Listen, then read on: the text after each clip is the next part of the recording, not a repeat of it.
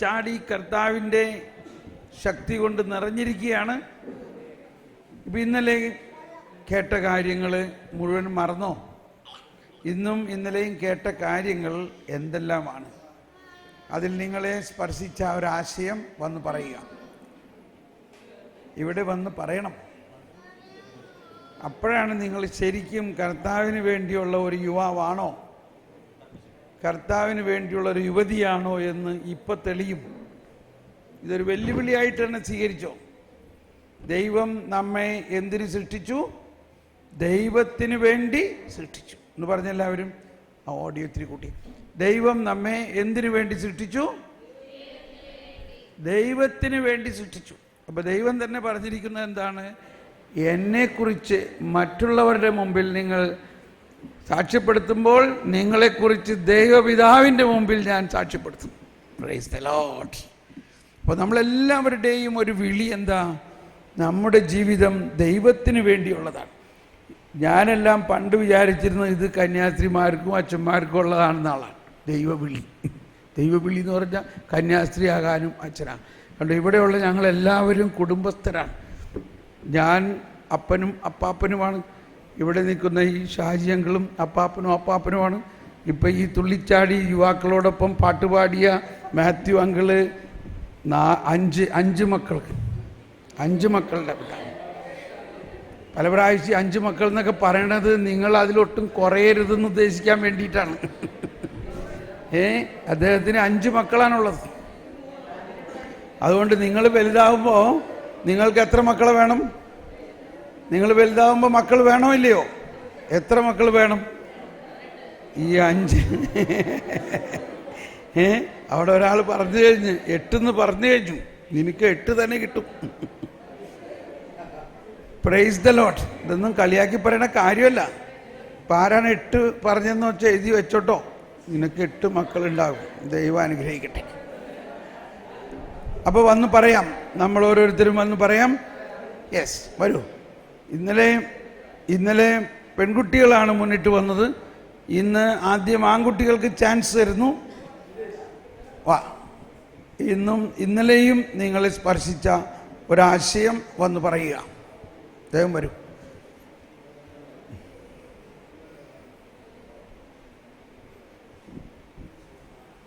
വരാം. കണ്ടോ, തുള്ളിച്ചാടി പാട്ടും പാടിയപ്പോൾ ഭയങ്കര സന്തോഷമായിരുന്നു. ഇപ്പം കാര്യത്തോട് അടുത്തപ്പോൾ ആർക്കെങ്കിലും വരാനായിട്ട് ധൈര്യം ഉണ്ടാന്ന് നോക്കിയേ. നിങ്ങൾ എന്ത് യുവാക്കളാണ്? വാ വാ. ഒരാളെങ്കിലും വന്ന് 2 വാക്ക് നമ്മൾ കേട്ട കാര്യം പറയുക. എന്താണ് ഇന്നലെയും ഇന്നും നിങ്ങൾ കേട്ട കാര്യങ്ങൾ?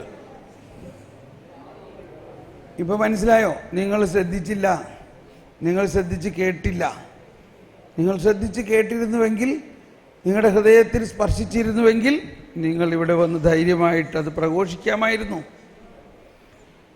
ഒന്ന് ഓർത്തു നോക്കിയേ. ഇന്നലെ കേട്ട കാര്യവും ഇന്ന് രാവിലെ കേട്ട കാര്യങ്ങളിൽ ഒരാശയം ഒന്ന് പറഞ്ഞ് വാ. ധൈര്യമായിട്ട് വരൂ. ഭയപ്പെടേണ്ടെന്ന് നമ്മളിപ്പോൾ പറഞ്ഞില്ലേ. ആകാശം കുലുങ്ങിയാലും ഭൂമി കുലുങ്ങിയാലും ഭയപ്പെടാണ്ടെന്നൊക്കെ പറഞ്ഞു. ഇപ്പോൾ ഇവിടം വരെ ഒന്ന് വരാനായിട്ട് എല്ലാവർക്കും ഭയം.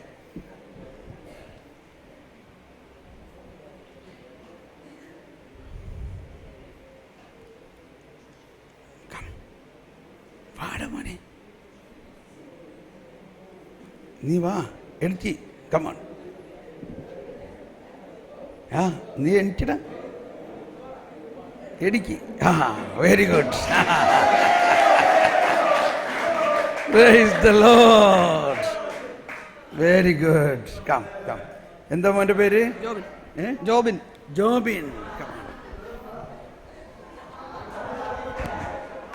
പേടിക്കട്ടെ. എല്ലാവരും ഇന്നെല്ലാം കേട്ടെന്ന് വിശ്വസിക്കുന്നു. ബ്രദർ പറഞ്ഞു തന്നത്, ദൈവം നമ്മോട് കൂടെ ഉണ്ടെങ്കിൽ നമുക്കെല്ലാം ചെയ്യാൻ സാധിക്കും.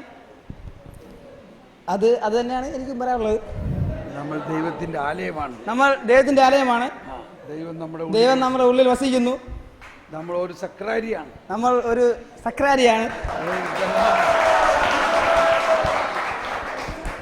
ഗുഡ്. Thank you. ഇനി അങ്ങനെ ഞങ്ങൾ വിജയിച്ചു. Price the Lord. ഇനി ഒരിക്കലും നിനക്ക് ഭയം ഉണ്ടാവില്ല. സ്റ്റേജിൽ കയറി മയക്ക് പിടിക്കാൻ ഇനി ഒരിക്കലും നിനക്ക് ഭയം ഉണ്ടാവില്ല. ഇനിയിപ്പോൾ നാളെ പറയണമെന്ന് പറഞ്ഞാൽ ആദ്യം ഓടി വരണത് എന്താ മോൻ്റെ പേര് പറഞ്ഞേ? ജോബിനായിരിക്കും. ഇപ്പം ഇവിടെ ഞാൻ പെൺകുട്ടികളുടെ വയസ്സെന്ന് പറയാൻ പറഞ്ഞാൽ ആദ്യം ഓടി വരുന്നത് ആരായിരിക്കും? എന്താ മോളുടെ പേര്? അപ്പോൾ നമുക്ക് ഫസ്റ്റ് ചാൻസ് വേറെ ആർക്കെങ്കിലും കൊടുത്തു നോക്കാം. വേറെ ആർക്കെങ്കിലും വരാം.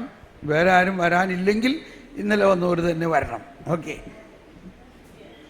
വേറെ ആരെങ്കിലും വരൂ. ഇന്നലെ വരാത്ത ആർക്കെങ്കിലും ചാൻസ് കൊടുക്കുകയാണ്.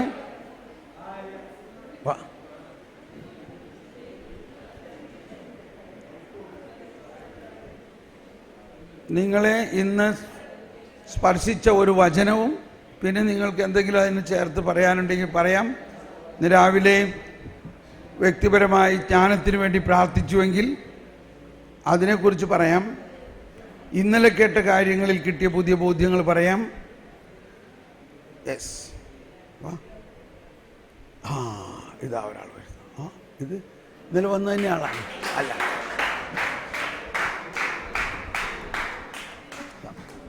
എന്താ മോളുടെ പേര്? അദീന. Adeena, very good. ഒരു മിനിറ്റ്.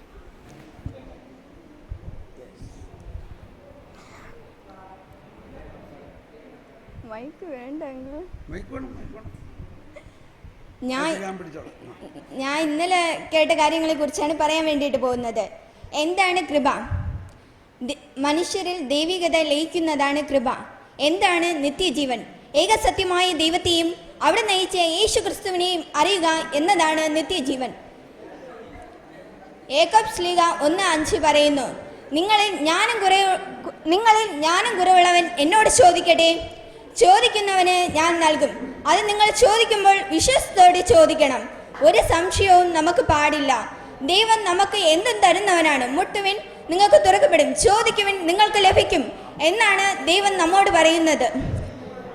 ദൈവിക ജ്ഞാനം ലഭിക്കാൻ വേണ്ടിയിട്ട് നമുക്ക് 5 കാര്യങ്ങളാണ് തോമസ് പോൾ ബ്രദർ പറഞ്ഞു തന്നിരിക്കുന്നത്. വചനം കാണാതെ പഠിക്കുക, ജ്ഞാനത്തെ സ്നേഹിക്കണം, ജ്ഞാനത്തെ അന്വേഷിക്കണം, ജ്ഞാനത്തെ അഭിലഷിക്കണം. ജ്ഞാനം ചിന്തയാണ് ഞങ്ങളിൽ ഉറപ്പിക്കുന്നത്. വെളുപ്പിന് ഉണർന്നിരുന്ന് പ്രാർത്ഥിക്കണം. അപ്പം ഞാനാണെങ്കിൽ 2 ദിവസം കിടന്നുറങ്ങി. ആദ്യത്തെ ദിവസം 4 മണിക്ക് എന്നെ പപ്പ വന്ന് എണീപ്പിച്ചു. പാല്, ഞങ്ങളുടെ വീട്ടിൽ പശുവുണ്ട്, പാല് കറക്കുവാൻ വേണ്ടിയിട്ട് അങ്കിൾ വരും. അപ്പം അങ്കിളിന് പാല് കറന്നിട്ട് അത് വീട്ടിൽ എടുത്തു വയ്ക്കുവാൻ വേണ്ടിയിട്ടാണ് ആദ്യത്തെ ദിവസം എണീപ്പിച്ചത്. അപ്പം ഞാൻ കുറച്ച് സമയം പ്രാർത്ഥിച്ചു, എന്നിട്ട് ഞാൻ കിടന്നുറങ്ങി. ഇന്നലെയും പപ്പ എന്നെ വിളിച്ചു, എന്നെയും എൻ്റെ ചേച്ചീനെയാണ് വിളിച്ചത്. അപ്പം ചേച്ചി എണീറ്റില്ല. ചേച്ചി പിന്നീടാണ് എണീറ്റ്. അപ്പം ഞാൻ എണീറ്റവും പപ്പ പറഞ്ഞ്, നീ അങ്കിളിന് ലൈറ്റ് ഒന്ന് ഇട്ട് വിടെന്ന് പറഞ്ഞ്. അപ്പം ഞാൻ അങ്കിളിന് ലൈറ്റ് ഇട്ട് കൊടുത്ത് അപ്പോഴും ഞാൻ കുറച്ച് സമയം പ്രാർത്ഥിച്ചു. ഞാനാണെങ്കിൽ നേരത്തെ പൊഴിയൂരിൽ പാല് കൊണ്ടുപോകുമായിരുന്നു. അപ്പം ഞായറാഴ്ച എന്നുള്ള ദിവസം എനിക്ക് മദോന ക്ലാസ്സിന് പോകാൻ മടിയാണ്. ഞാൻ നേരെ താമസിച്ച് എണീക്കാറുള്ളൂ. ഞാൻ സ്കൂളിൽ പോകുന്നില്ല കഴിഞ്ഞ വർഷം. അപ്പം ഞാൻ നേരെ താമസിച്ചാണ് എണീക്കുന്നത്. അപ്പം ഞാൻ എണീക്കുമ്പം ഞാൻ ലേറ്റ് ആവുക. അങ്ങനെ ഞാൻ ഞായറാഴ്ച പോകൂല. എന്നെ 10 മദോന ക്ലാസ് പഠിപ്പിക്കുന്നത് ജസ്ലൻ മേരി സിസ്റ്ററാണ്. സിസ്റ്ററാണെങ്കിൽ എൻ്റെ ക്ലാസ് സിസ്റ്ററും കൂടെയാണ്. അപ്പോൾ 9 എൻ്റെ ക്ലാസ് സിസ്റ്ററായിരുന്നു. അപ്പം സിസ്റ്റർ എന്നോട് വന്ന് ചോദിക്കും, നീ എന്തുകൊണ്ട് മദോന ക്ലാസ്സിൽ വരൂല? അപ്പം ഞാൻ പറയും, ഞാൻ പാല് കൊണ്ടുപോകും, ഞാൻ അതുകൊണ്ട് വരൂല എന്ന് പറയും. അപ്പം സിസ്റ്റർ എന്നോട് പിന്നെയും ചോദിക്കും, നിൻ്റെ അച്ഛൻ്റെ കൂടെ ഞാൻ പറഞ്ഞു കൊടുക്കും നീ വന്നില്ലെങ്കിൽ. അപ്പം ഞാൻ പറയും, അച്ഛൻ്റെ കൂടെ പറയരുതെന്ന് പറയും, ഞാൻ അടുത്ത ആഴ്ച തൊട്ട് വരാമെന്ന് പറയും. ഇങ്ങനെ ഞാൻ കുറേ ആഴ്ച കൊണ്ട് മദോന ക്ലാസ്സിൽ പോകാറില്ല. പിന്നെ എൻ്റെ കൂടെ എൻ്റെ പപ്പ പറഞ്ഞ്, നീ രാവിലെ എണീറ്റ് പാല് കൊണ്ട് പോകണമെന്ന് പറയും. അപ്പം എണീറ്റ് നമ്മൾ ഒരു ദിവസം ഒരു സമയത്ത് എണീക്കുകയാണെങ്കിൽ അടുത്ത് ആ ദിവസം, ഇപ്പം ഞായറാഴ്ചയാണ് ഞാൻ രാവിലെ 5 മണിക്ക് എണീക്കുന്നത്. ആ സമയത്ത് അടുത്ത ദിവസം ഞായറാഴ്ച, അടുത്ത ആഴ്ചയിൽ വരുന്ന ഞായറാഴ്ച ഞാൻ കൃത്യമായിട്ടും 5 മണിക്ക് എണീറ്റിരിക്കും. എന്നെ ആരും എണീപ്പിക്കില്ല. എൻ്റെ അമ്മ എണീപ്പിക്കില്ല, എൻ്റെ ചേച്ചിമാരെ എണീപ്പിക്കില്ല, എൻ്റെ പപ്പ എണീപ്പിക്കില്ല. ഞാൻ സ്വന്തമായിട്ട് എണീറ്റ് പാല് കൊണ്ടുപോകും. അപ്പം 5 മണിക്ക് നമ്മൾ കൃത്യമായിട്ട് എണീക്കും. അത് നമ്മളെ തനിയെ ഉണർത്തുന്നതാണ് ദൈവത്തിൻ്റെ ഒരു വലിയ ശക്തിയാണത്. അപ്പോൾ നിങ്ങൾ എല്ലാവരും, എനിക്ക് നിങ്ങളോട് പറയാനുള്ളത്, നിങ്ങളെല്ലാവരും 4 മണിക്ക് എണീക്കുക. നമ്മൾ എണീറ്റ് തുടങ്ങുമ്പോൾ പിന്നെ അത് സ്ഥിരമാകും. ഒരു ദിവസം എണീറ്റു, 2 ദിവസം എണീറ്റു, 3 ദിവസം എണീറ്റു, അങ്ങനെ എണീറ്റ് വരുമ്പോൾ നമ്മൾ സ്വന്തമായിട്ട് എണീക്കും. നമ്മൾ ആരോ എണീപ്പിക്കുന്നത് പോലെ നമുക്ക് തോന്നും. അതുപോലെ തന്നെ നമ്മൾ ദൈവത്തോട് പ്രാർത്ഥിക്കണം. ഞാനാണെങ്കിൽ പ്രാർത്ഥിക്കുന്ന കൂട്ടത്തിലൊന്നും അല്ല. എനിക്ക് പ്രാർത്ഥിക്കുന്നത് എന്ന് പറയുന്നത് ഭയങ്കര ദേഷ്യമുള്ള കാര്യമാണ്. എൻ്റെ ചേച്ചിയും എൻ്റെ പപ്പയും നന്നായിട്ട് പ്രാർത്ഥിക്കും. അപ്പം ഞാനാണെങ്കിൽ സിനിമ മാത്രമേ കാണാറുള്ളൂ. ഞാൻ ഏത് സമയം എണീറ്റാലും സിനിമ കാണും. ഞാൻ ഉറങ്ങാതെ വെളുപ്പിന് 4 മണി വരെയൊക്കെ കേട്ടുന്ന സിനിമ കാണും. അപ്പം ഞാനാണെങ്കിൽ പ്രാർത്ഥിക്കാൻ പറഞ്ഞാൽ കേൾക്കില്ല. അപ്പം ഞാൻ ഇങ്ങനെ രാവിലെ എണീറ്റ്, ഞാൻ ഞായറാഴ്ചകളിൽ രാവിലെ എണീറ്റ് തുടങ്ങുമ്പം, ഞാൻ എണീറ്റ് പോകുമ്പോൾ പാൽ കൊണ്ടുപോകുമ്പോൾ 6 മണിയാകുമ്പോൾ ഞാൻ വീട്ടിൽ നിന്ന് ഇറങ്ങും. 7 മണിയാകുമ്പം 7 മണി കഴിയുമ്പോൾ ഞാൻ വീട്ടിലെത്തും. എന്നിട്ട് ഞാൻ നേരെ മധുവന ക്ലാസ്സിലോട്ട് പോകും. അപ്പം ഞാൻ വഴിയെ കൂടെ പോകുമ്പോൾ 6 മണിക്ക് വഴിയെ കൂടെ പോകുമ്പം ഇരുട്ടായിരിക്കും. ചില ആൾക്കാരൊക്കെ കാണുകയുള്ളൂ. അപ്പം എന്നോട് അമ്മ പറയും, നീ ഇപ്പം പോണ്ട, ആൾക്കാരൊന്നും ഇല്ലാത്ത സമയമല്ലേ, നീ ഇപ്പം പോണ്ട. അപ്പം ഞാൻ പറയും, കുഴപ്പമില്ല അമ്മ, ഞാൻ പോവാന്ന് പറയും. അപ്പം പോകുമ്പം എൻ്റെ ഉള്ളിലോട്ട് ഒരു ശക്തി വരുന്ന പോലെ എനിക്ക് തോന്നും. ഞാൻ സ്വന്തമായിട്ട് പ്രാർത്ഥിച്ച് പോകും. എനിക്ക് പേടിയുണ്ട് 6 മണിക്ക് പോകാനെന്നൊക്കെ പറഞ്ഞാലും, പക്ഷെ എന്തായാലും ഞാൻ പ്രാർത്ഥിച്ചുകൊണ്ട് പോകും. എൻ്റെ ഉള്ളിൽ അത് തോന്നിപ്പിക്കുന്നതാണ്. സ്വന്തമായിട്ട് ഞാൻ അങ്ങനെ പ്രാർത്ഥിച്ചുകൊണ്ട് പോകും. നമ്മൾ പ്രാർത്ഥിക്കുമ്പോൾ രഹസ്യമായിരിക്കണം. വിശുദ്ധ മത്തായി എഴുതിയ സുവിശേഷം 6-ാം അധ്യായം 6-ാം തിരുവചനത്തിൽ പറയുന്നു, നീ പ്രാർത്ഥിക്കുമ്പോൾ രഹസ്യമായി പ്രാർത്ഥിക്കുക, വേറെ ആരും അറിയരുത്. നമ്മൾ പ്രാർത്ഥിക്കുമ്പോൾ കതകടച്ചിരുന്ന് പ്രാർത്ഥിക്കണം. നമ്മൾ പ്രാർത്ഥിക്കുന്നത് നമ്മുടെ ദൈവത്തോടാണ്. അപ്പൊ അതിനുള്ള പ്രതിഫലം നിനക്ക് ഉദാരമായി നിന്റെ ദൈവം നൽകും.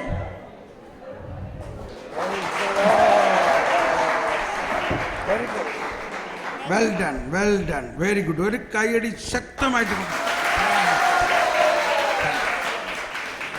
ഇവരൊക്കെ ഭാവിയിലെ വലിയ വചന പ്രഘോഷകരാകുവോ ഇല്ലയോ? ഇനി അടുത്ത ആൾ വരും കണ്ടോ, ചാടി എണീറ്റ് പറഞ്ഞാട്ടോ.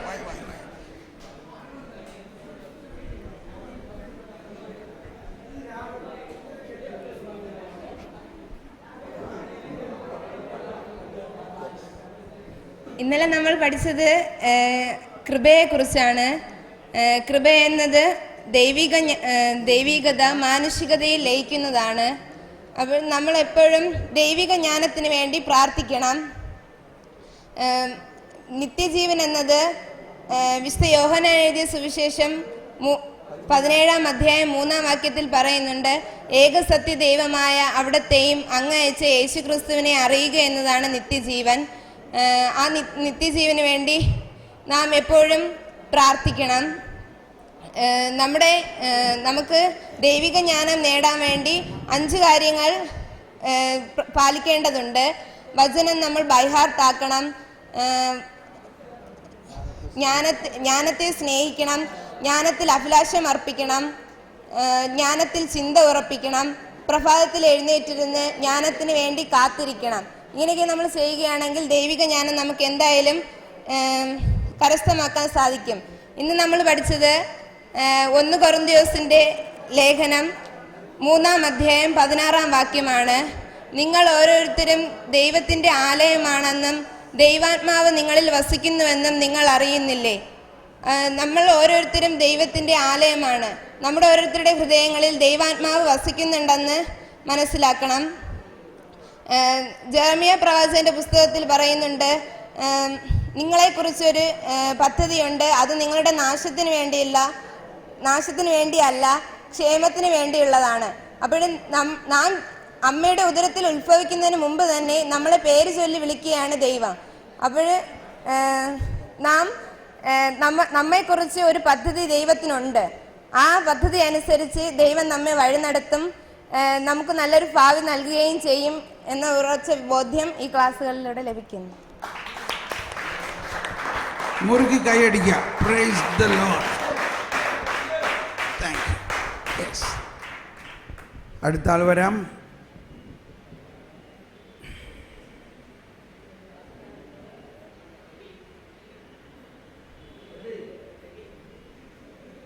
ഇനി ആൺകുട്ടികൾ ആരെങ്കിലും വരാനുണ്ടോ?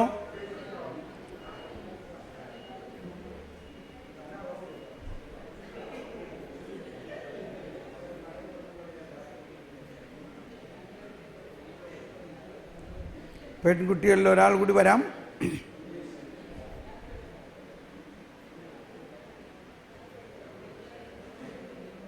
ഒരാൾ കൂടി വരൂ.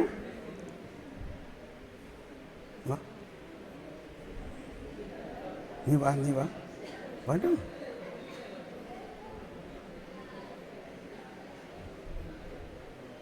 ഒരാൾ കൂടി വരാം. നീ ആരാ? അതാ ഒരു കയ്യടി കൊടുത്തേ.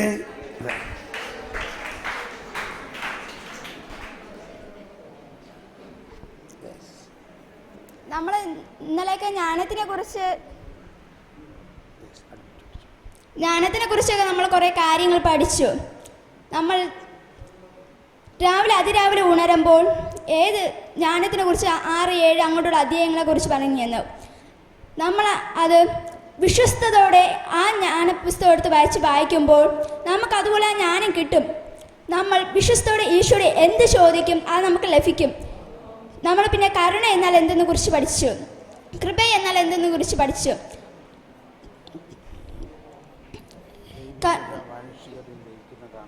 ദൈവിക മനുഷ്യരിലേക്ക് നയിക്കുന്നതിനാണ് നമ്മൾ കൃപയെന്ന് പറയുന്നത്. അതുപോലെ തന്നെ ജ്ഞാനത്തിന് വേണ്ടി 5 കാര്യങ്ങൾ. നമ്മൾ എന്തുമാത്രം സമയം വേസ്റ്റ് ആക്കുന്നു ആ നിമിഷങ്ങൾ ഓരോ ജീവചരിത്രങ്ങൾ വെച്ച് വായിക്കുമ്പോൾ നമുക്കും അവരെ പോലെ കുഞ്ഞു ഒരു വിശുദ്ധരായി മാറാൻ കഴിയും.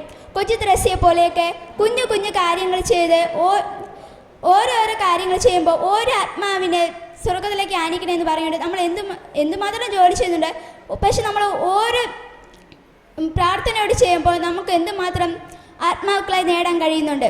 അതുപോലെ തന്നെ നമ്മൾ ഇന്ന് എന്തുമാത്രം കാര്യങ്ങൾ പഠിച്ചു. നമ്മൾ നോക്കണം, ഒരു കുടുംബ പ്രാർത്ഥന നമ്മൾ പറയുമ്പോൾ എന്തുമാത്രം സ്പീഡിലാണ് നമ്മൾ പറയുന്നത്. ഒരു 15 മിനിറ്റ് കൊണ്ട് തന്നെ നമ്മൾ 5 ദിവ്യ രഹസ്യങ്ങൾ നമ്മൾ പറഞ്ഞു തീർക്കും. പക്ഷെ നിർത്തി നമ്മൾ അതിനെ ധ്യാനിച്ച് ചെയ്യുമ്പോൾ അത് എന്തുമാത്രം നമ്മുടെ മനസ്സിൽ ആശ്വാസം നൽകുന്നതാണ് എന്ന് നമ്മൾ ചിന്തിച്ച് നോക്കണം. നമ്മൾ എന്തുമാത്രം സമയം വേസ്റ്റ് കഴിയുന്നു. രാവിലെ തന്നെ ഉണർന്ന് എന്തുമാത്രം നമ്മൾ ടി വിയിൽ ചിലവഴിക്കുന്നു. ആ നിമിഷങ്ങൾ നമുക്ക് ദൈവിക കാര്യങ്ങൾ വേണമെങ്കിൽ അടുക്കായിരുന്നു. നമ്മൾ ആ വചനങ്ങൾ വായിക്കുമ്പോൾ നമുക്ക് എന്തുമാത്രം സംരക്ഷണം നൽകുന്നതാണ്. നമുക്ക് ലഭിക്കുമെന്ന് പറയുന്നുണ്ട്. നമ്മൾ വിശ്വസ്തയോട് ചോദിക്കുന്നില്ല, അതുകൊണ്ടാണ് നമുക്ക് ലഭിക്കാത്തത്. വിശ്വസ്തയോട് പിന്നെ പറയുന്നത് നിന്നെക്കുറിച്ചുള്ള ഒരു പദ്ധതിയുണ്ട്, ആ പദ്ധതി നല്ലതാണെന്ന്.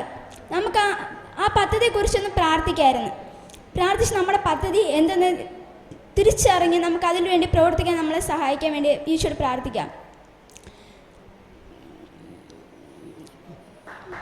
ജ്ഞാനത്തിനെ കുറിച്ചൊക്കെ നമ്മൾ ഓരോ കാര്യങ്ങളൊക്കെ വായിക്കുന്നുണ്ട്. പക്ഷെ ഇന്ന് രാവിലെ നമ്മൾ കാവൽ മാലാഖയോട് മാതാവിനോട് പ്രാർത്ഥിച്ചിട്ട് നമ്മൾ കിടന്നുറങ്ങ്.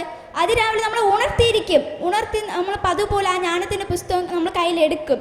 അതുപോലെ നമുക്കൊന്ന് അതുപോലെ ചെയ്തു നോക്കാം. എന്തുമാത്രം സമയം നമ്മൾ വേസ്റ്റ് ആക്കുന്നു. നമ്മൾ രാവിലെ ഉറക്കേണ്ട ഉടനെ നമ്മൾ പുസ്തകം എടുക്കുന്ന കാട്ടിനും ഒരു 15 മിനിറ്റെങ്കിൽ ഈശോയ്ക്ക് സമർപ്പിച്ചിട്ട് നമുക്ക് പഠിച്ചാൽ അത് മനസ്സിലാവും. അതുപോലെ നമുക്ക് രാവിലെ ഉറക്കേണ്ട ഉടനെ ജ്ഞാനത്തിൻ്റെ പുസ്തകം എടുക്കാം.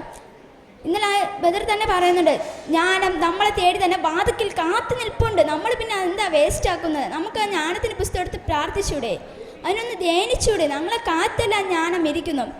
ജ്ഞാനം നമ്മുടെ ഏറ്റവും വലിയൊരു ഉറവിടമാണ്. നമുക്ക് ഏറ്റവും പ്രധാനപ്പെട്ടതായിരുന്നു ജ്ഞാനം. നമ്മൾ മരിക്കുമ്പോൾ ബാക്കിയെല്ലാം ഉപേക്ഷിക്കുമെങ്കിൽ ജ്ഞാനം നമ്മൾ ഉപേക്ഷിക്കുന്നില്ല. ജ്ഞാനം ഞങ്ങളുടെ അവസാനം വരെ ഉണ്ടായിരിക്കും. നമുക്ക് ഇന്ന് മുതലെങ്കിൽ നമുക്ക് ഈശോയോട് കുറച്ചുകൂടെ അടുക്കാം. രാവിലെ അല്പനേരത്തോടെ പള്ളിയിൽ പോകാനും ഈശോയോട് പ്രാർത്ഥിക്കുവാനും നല്ല ഓരോ കുഞ്ഞു മക്കളായി വളരുവാനും എന്നെ തന്നെ ഈശോയ്ക്ക് പൂർണ്ണമായി സമർപ്പിക്കുന്നുണ്ട്. അമ്മയെ നമുക്ക് കൂട്ടുപിടിക്കാം. അമ്മ നമ്മുടെ ഓരോ കാര്യങ്ങളിലും ഓരോ ആപത്തുണ്ട്. ഇപ്പം തന്നെ നമ്മുടെ ലോകത്ത് എന്തുമാത്രം പ്രശ്നങ്ങളുണ്ടാകുന്നു. ഇതിന് കാരണം എന്താ? നമ്മൾ ദൈവിക കാര്യങ്ങൾ അടുക്കുന്നില്ല. കാരണം ദൈവം പറയാൻ നമുക്ക് ഒന്നും സംഭവിക്കില്ല. എനിക്കത് പൂർണ്ണ വിശ്വാസമുണ്ട്. നമ്മൾ ദൈവിക കാര്യങ്ങൾ അടുക്കുമ്പോൾ നമുക്ക് എന്നും സംരക്ഷണം ഉണ്ടാവും. അമ്മ ഞങ്ങളുടെ കൂടെ എപ്പോഴും ഉണ്ടായിരിക്കും. ഒരു അപകടം ഒന്നും നമുക്ക് സംഭവിക്കില്ല. ഇപ്പോഴത്തെ കുഞ്ഞു മക്കൾ ദൈവീയ കാര്യങ്ങൾ ഒട്ടും അടുക്കാറില്ല. അവർക്ക് ദൈവീയ കാര്യങ്ങൾ ഒട്ടും ഇഷ്ടമല്ല. അവർ ആ സമയം മൊബൈൽ മറ്റു കാര്യങ്ങളിലൊക്കെയാണ് ഇടപെടാറുള്ളത്. ആ നിമിഷം നമുക്ക് ദൈവീയ കാര്യങ്ങൾ ഇടപെട്ടാൽ നമുക്ക് ഒരുപാട് അനുഗ്രഹങ്ങളും എപ്പോഴും ഞങ്ങളുടെ സംരക്ഷണം ഉണ്ടായിരിക്കും. ഈശോയുടെ കാര്യങ്ങൾ ഞങ്ങൾ അറിയുമ്പോൾ നമുക്ക് മനസ്സിൽ ഭയങ്കര സമാധാനവും ഒരു സന്തോഷമൊക്കെ അനുഭവപ്പെടാൻ നമുക്ക് കഴിയും. ആ സമയം നമ്മൾ മറ്റുള്ള കാര്യങ്ങൾ വേഗതയാണെങ്കിലോ നമുക്ക് ഒരു സമാധാനം കഴിയത്തില്ല. എന്തുമാത്രം ഇവിടെ ചുറ്റുപാട് തന്നെ കാണാം, എന്തുമാത്രം വലിയ വലിയ വീടുകൾ നിർമ്മിച്ചിരിക്കുന്നു. പക്ഷേ അതിലൊന്ന് കയറി നോക്കുക, ഒരു അല്പനേരം സമാധാനം ഉണ്ടെന്ന്. പക്ഷേ കുഞ്ഞു വീടുകളിൽ എപ്പോഴും പ്രാർത്ഥനയും സമാധാനമൊക്കെ നമുക്ക് കാണാൻ കഴിയുന്നുണ്ട്. പിന്നെ ജ്ഞാനത്തിൻ്റെ പുസ്തകമാണ് ഏറ്റവും പ്രധാനം. ഇന്നലെ ബദർ ജ്ഞാനത്തിനെ കുറിച്ച് തന്നെ നമുക്ക് ഒരുപാട് കാര്യങ്ങൾ പറഞ്ഞു തന്നു. ജ്ഞാനത്തിന് പ്രധാനപ്പെട്ട 5 കാര്യങ്ങൾ പറഞ്ഞു. നമുക്ക് ആവശ്യത്തെ പുസ്തകങ്ങളെടുത്ത് വെച്ച് വായിച്ച് അതുവഴി അറിവ് വർദ്ധിക്കാനും പിന്നെ ജ്ഞാനത്തിനെ സ്നേഹിക്കാനും അങ്ങനെയൊക്കെ ഒരുപാട് നല്ല കാര്യങ്ങൾ പറഞ്ഞു. ഈ ധ്യാനം തന്നെ നല്ലൊരു ഇതായിരുന്നു യുവജനങ്ങൾക്ക്. കാരണം നമ്മൾ ഇത്ര വർഷം പഠിക്കുന്ന ദൈവീയ കാര്യങ്ങളല്ല, പക്ഷേ സ്കൂളിലുള്ള കാര്യം നമ്മൾ എന്തുമാത്രം മുൻകൈ കൊടുത്ത് ഇപ്പോഴത്തെ മാതാപിതാക്കൾ തന്നെ കുട്ടികൾക്ക് മധുവദന ക്ലാസ്സിലുള്ള ദൈവീയ കാര്യങ്ങൾക്ക് പ്രാധാന്യം കൊടുക്കാറില്ല. ഞാൻ പലപ്പോഴും നമ്മൾ കണ്ടുവരുന്ന കാര്യങ്ങളാണ്. പക്ഷേ സ്കൂളിൽ കുട്ടികൾ മുടങ്ങാതെ തന്നെ സ്കൂളിൽ ചേർക്കും. അവർക്ക് സ്കൂളിലുള്ള എല്ലാ ആവശ്യങ്ങളും നമ്മൾ, പക്ഷേ ദൈവീയ കാര്യങ്ങൾ പഠിക്കുമ്പോൾ ബാക്കിയുള്ള നമ്മളെ പിന്നിലോട്ട് വന്നുകൊള്ളും എന്ന് നമ്മൾ മനസ്സിലാക്കാൻ കഴിയുന്നുണ്ട്. നമ്മൾ ദൈവീയ കാര്യങ്ങൾ വിശ്വസിച്ച് പ്രവർത്തിച്ചാൽ ബാക്കിയെല്ലാം നമുക്ക് പിന്നിൽ തന്നെ വരും. അതിനുവേണ്ടി നമ്മളെ അമ്മ പൂർണ്ണമായി സഹായിക്കും. അമ്മയോട് ചോദിക്കുന്ന എല്ലാം നമുക്ക് ലഭിക്കും. അത് വിശ്വസത്തോട് ചോദിക്കണം. എന്ത് ഞങ്ങൾക്ക് ലഭിക്കുക, അത് എനിക്ക് പൂർണ്ണ വിശ്വാസമാണ്. നമുക്ക് ഈ വചനങ്ങൾ തന്നെ മുറുകെ പിടിച്ചിരിക്കാം. നമുക്ക് ഓരോ വചനങ്ങളും ഓരോ ദിവസം പഠിക്കുന്നത് തന്നെ അത് വലിയൊരു സഹായമാണ്. കാരണം എനിക്കൊരു അനുഭവമുണ്ട്. കുഞ്ഞുനാളിലെ എൻ്റെ പപ്പ പറയുന്ന ഒരു വചനമാണ്, എന്നെ ശക്തനാകുന്ന ക്രിസ്തു കൂടെ എനിക്ക് എന്ത് ചെയ്യാൻ സാധിക്കുന്നു. അതുപോലെ ഞാൻ ഒരു ദിവസം ഇങ്ങനെ പുല്ല് പറിക്കാൻ പോകണം, പൂവറിലിങ്ങനെ പുല്ല് പറിക്കാൻ പോകണം. അപ്പോൾ ഒരു വലിയൊരു തോട് കഴിഞ്ഞാണ് പോകുന്നത്. പക്ഷേ ആ തോട് ഇറങ്ങാൻ എൻ്റെ പപ്പയ്ക്കും ധൈര്യമില്ല, നമുക്ക് ആർക്കും ധൈര്യമില്ല. പക്ഷെ ഞാൻ എന്തിനു ചെയ്താൽ ആ തോട് നമുക്ക് ആർക്കും ഒരു പരിചയമൊന്നുമില്ല, ആദ്യമായിട്ടാണ് ആ തോടിലേക്ക് പോകുന്നത്. അപ്പം ഞാൻ ആ തോടിലേക്ക് പോകാൻ വേണ്ടി ഈ ഒരു വചനം മുറുകെ പിടിച്ചുകൊണ്ട് തോടിന് ഇപ്പുറത്തേക്ക് മാറിയായിരുന്നു. പക്ഷേ എനിക്കതൊരു വലിയൊരു സംരക്ഷണമായിരുന്നു. എനിക്ക് ആ തോട്ടിൽ ഒരു ഇതും പറ്റിയില്ല. പിന്നാലെ എൻ്റെ പപ്പയും എൻ്റെ സഹോദരങ്ങളൊക്കെ ഉണ്ടായിരുന്നു. അങ്ങനെ നമുക്ക് വചനം എപ്പോഴും സംരക്ഷണമാണ്, വലിയൊരു ഇതാണ് നമുക്ക് വചനം കൂടാതെ നമുക്കൊന്നും ചെയ്യാൻ സാധിക്കില്ല, അതെനിക്ക് ഉറപ്പാണ്. ഈശോയാണ് നമ്മളുടെ ഏക മധ്യസ്ഥൻ. ഈശോ ഇല്ലാതെ നമുക്ക് ആർക്കൊന്നും ചെയ്യാൻ സാധിക്കില്ല, അത് ഉറപ്പാണ്. നമ്മൾ എൻ്റെ അമ്മ ചെയ്യും, എൻ്റെ പപ്പ ചെയ്യും, ഇനിയുള്ള കാലങ്ങൾ അവരെന്നെ സഹായിക്കും, നമ്മൾ ഒരിക്കലും ചിന്തിക്കേണ്ട. ഈശോ തന്നെ നമ്മളുടെ കൂടെ ഇനി അവസാനം വരെ ഉണ്ടാകും. നമുക്ക് ഏത് മധ്യസ്ഥനായി എവിടെ പോയാലും ഒരു അബദ്ധം ഉണ്ടാവാതെ നമുക്ക് ഈശോ തന്നെ കൂടെ പിടിക്കാം. അമ്മയ്ക്ക് നമുക്ക് വലിയൊരു സംരക്ഷണം, മാതാവിനെ തന്നെ നമുക്ക് ഏത് യാത്രയിലും പോകുമ്പോഴും അമ്മയെ തന്നെ ഇങ്ങനെ മുറുകെ പിടിച്ചിരിക്കാം. പിന്നെ നമ്മൾ അവിടെ തന്നെ റാലി കൺവെൻഷൻ തന്നെ നമ്മൾ ഒരുപാട് കാര്യങ്ങൾ കേൾക്കുന്നുണ്ട്. കരുണ എന്നാൽ എന്തെന്ന്, കരുണ നമുക്ക് മറ്റുള്ളവരെ സ്നേഹിക്കണം. ഇന്ന് ഞാൻ വീട്ടിൽ പോയിട്ട് വഴക്കുണ്ടാക്കില്ല, അടിക്കില്ല, അങ്ങനെ ചെയ്യില്ല, ഇങ്ങനെ ചെയ്യില്ല എന്ന് പറയും. പക്ഷെ നമ്മൾ വീട്ടിൽ പോയി കയറുമ്പോഴായിരിക്കും അനുജത്തിമാരെ എന്തെങ്കിലും ചെയ്ത് കാണിക്കുന്നത്. അപ്പോഴേ നമുക്ക് ഒടുക്കത്തെ ദേഷ്യം വന്നു. അതാണ് ഫരിസേയരുടെ പ്രവർത്തനം എന്ന് പറയുന്നത്. നമ്മൾ അതിനെ തരണം ചെയ്യുന്നു. ആ സമയം ഈശോയെ ഞാൻ അങ്ങ് സ്നേഹിക്കുന്നു, ഈ പ്രവർത്തനം ഞാൻ അങ്ങിലേക്ക് ഇപ്പം എൻ്റെ അനുജത്തി ചെയ്യുന്ന അല്ലെങ്കിൽ എൻ്റെ സഹോദരങ്ങൾ ചെയ്യുന്ന ഈ പ്രവർത്തനം അങ്ങനെ മുന്നിൽ സമർപ്പിക്കുന്നുണ്ട്. നമ്മളത് ഈശോയ്ക്ക് വേണ്ടി സമർപ്പിച്ച് കഴിയുമ്പം നമുക്കത് പിന്നീട് ഒരു വലിയൊരു സന്തോഷമായിട്ട് മാറും.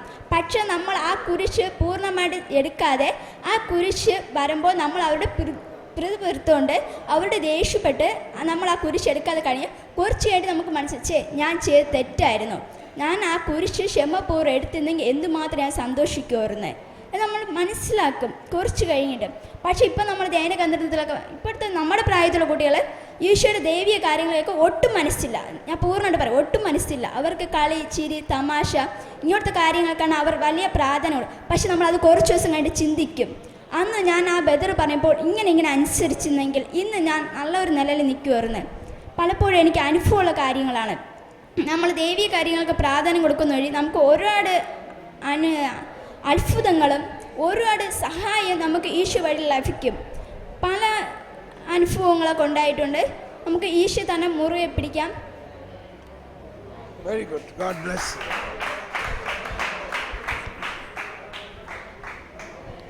Price the Lord. ഒരു നല്ല കൈയടി കൊടുത്തേ.